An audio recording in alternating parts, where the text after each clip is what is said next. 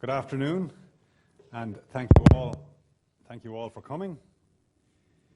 This is a crucial event for the university. Today we launch the new library strategy, and we commence this year's programme of events around the theme, the Library of the Future of the Library.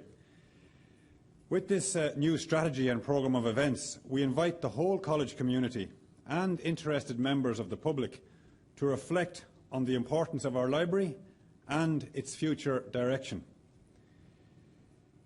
Trinity is asking the essential question: what sort of university will we be, and with what sort of library? It's a question which intimately involves all our staff and students. We welcome this opportunity to discuss and perhaps contribute to the library's future direction. We're particularly delighted that John Bowman is here to chair the discussion. He was our first choice as chair for the authority he brings to all panel discussions and for his particular authority as an archivist and historian. We're grateful for his expertise. In the college's overall strategic plan, which we launched a year ago, the library is referenced multiply.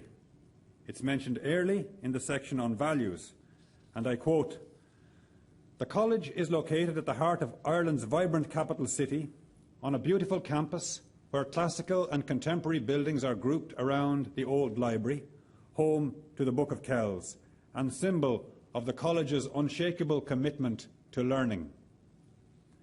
That's an important positioning. Trinity is placed at the heart of Dublin City, and the library is placed at the heart of Trinity, both physically and symbolically. The library is further referenced in the strategic plan in the sections on alumni engagement, the student environment, research environments, and the visitor experience.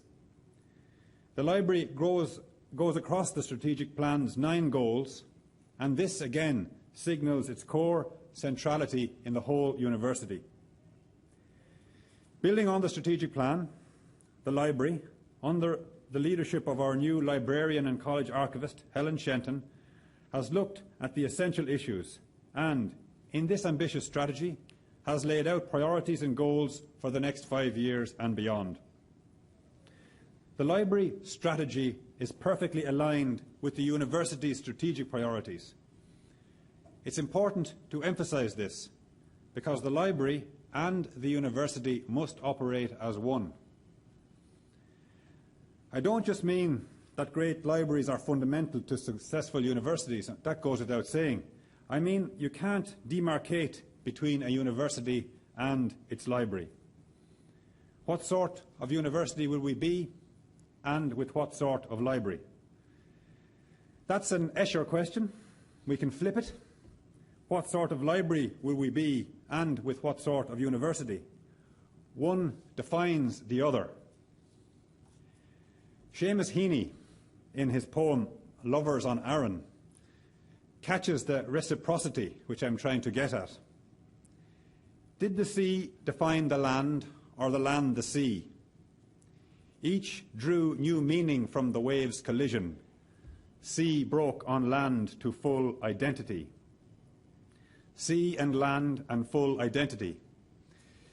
Now this maybe will replace my previous favourite description of a library by the American historian Shelby Foote, who said, "A university is but a collection of buildings around a library."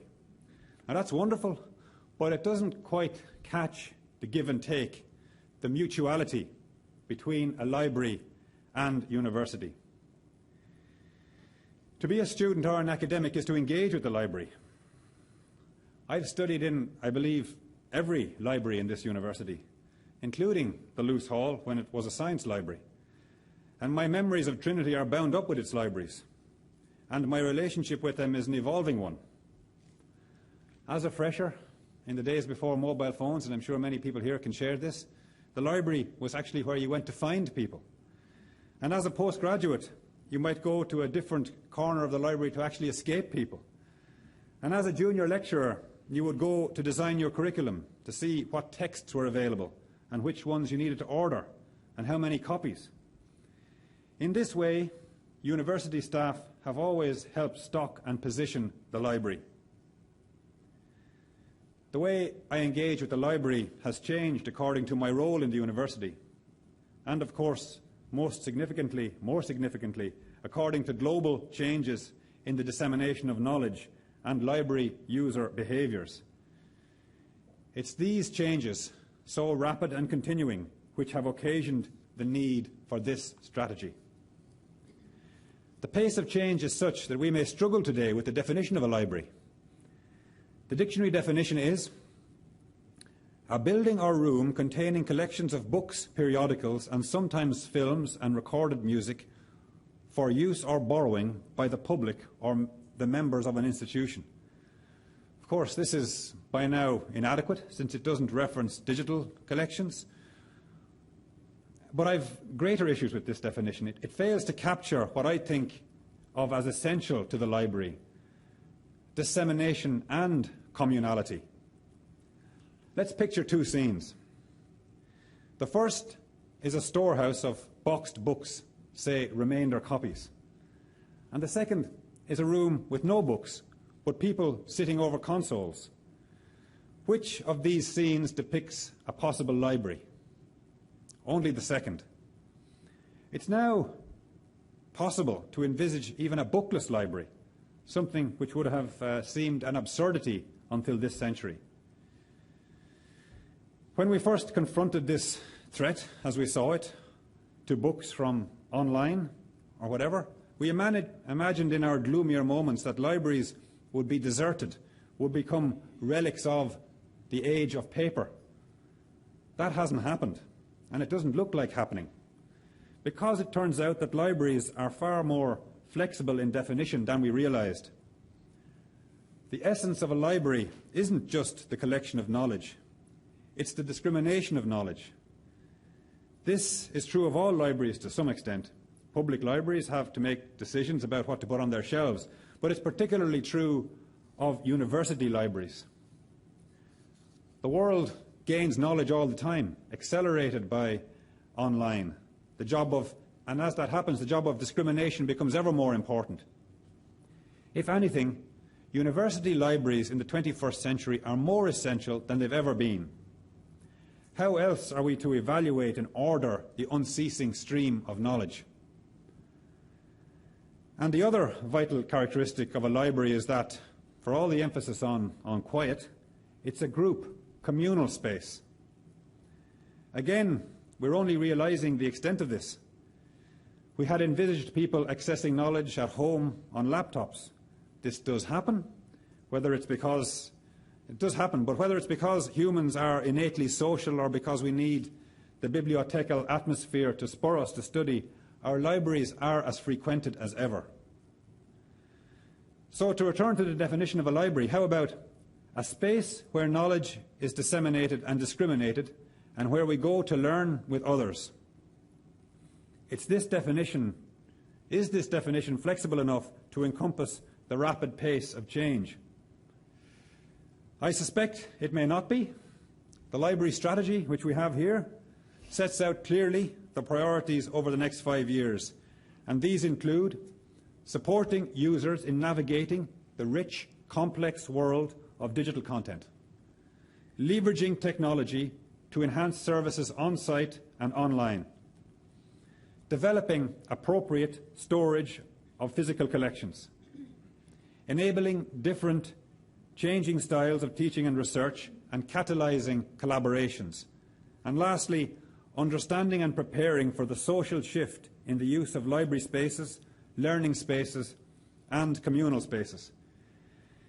It's clear from listing these priorities that I'll have to widen this definition of what I mean by libraries, as libraries take on new roles in teaching and research and collaboration. And then, of course, when it comes to Trinity's library, we need a more specific definition again, because our library has particular concerns. The strategy details them. We have unique collections, which are a treasure house for future research. How do we curate and protect these collections and make them widely available to scholars? Last year, there were over 2 million visitors to the virtual library from around the world, and this figure is growing all the time. The old library is the centre of the Trinity visitor experience. How do we enhance this experience and develop exhibitions to showcase our collections and research? As a legal deposit library, we need to think digitally, enabling e-legal deposit. And lastly, the library is at the heart of the university. It's also the heart of fundraising initiatives, without which Trinity cannot continue to grow in excellence. Taking all this into account, what might be a possible definition for Trinity's library? Perhaps this: the spaces within the university where knowledge is collected, disseminated and discriminated, where we go to learn, teach and collaborate with others, and where memory is curated in the form of archives and collections, a place which serves as a flagship for the college's activities and as an interface with wider society. Something like that. If we can keep the definition flexible enough to encompass what will undoubtedly be major ongoing changes year on year, then we'll succeed with this definition. I congratulate the library for this strategy, for its flexibility, ambition and proactivity. It ends with a suite of interrelated policies in the strategy, policies and programmes that need to be implemented. And in fact, the whole strategy gives reassurance that the library is in very good hands. In her introduction, Helen Shenton writes of Trinity's tradition of innovation, and she gives as examples the creation of the barrel-vaulted roof of the Long Room, the design of the once controversial Berkeley Library, and our leading role among Irish universities in automating the catalogue and integrating conservation. It's good to recall this tradition of innovation and remind ourselves that Trinity's library has met previous challenges with calm expertise. I do believe that the challenges and opportunities currently confronting the library are of a greater order than anything since perhaps the invention of the printing press, which is why, for the first time in the college's history, we have a specific strategy for the library approved by the College Board.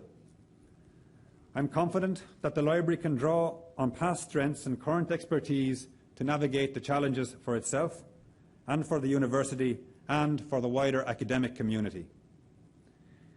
As a legal deposit library with particularly valuable collections, in Ireland's leading university, Trinity's library holds a unique position nationally. One of our college-wide goals in the university strategic plan is to demonstrate institutional leadership.